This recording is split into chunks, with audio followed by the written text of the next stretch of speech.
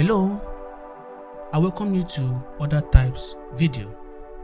I want to show you how to place order at the present time and how to place order in the future even when you are not online.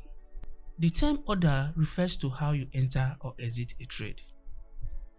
There are many different types of order that can be placed in the market. You can choose to execute a trade at the current market price. That is market execution. So whenever you want to enter a trade or whenever you want to buy or sell at that moment, you're going to choose market execution.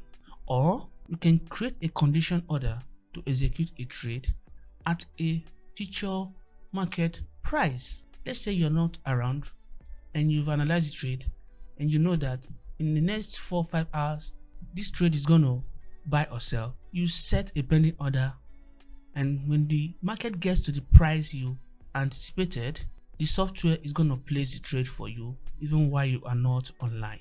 You can execute a trade at a future market price above or below the current market price. Above or below the current market price means that if price is here at the moment, you can execute a trade here in the future, or if price is here, you can also execute a trade here. We have the buy limit, sell limit, buy stop, and sell stop. We have two order types.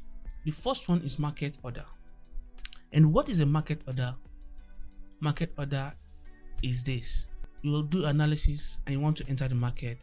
You either use a buy or sell and you are into the market.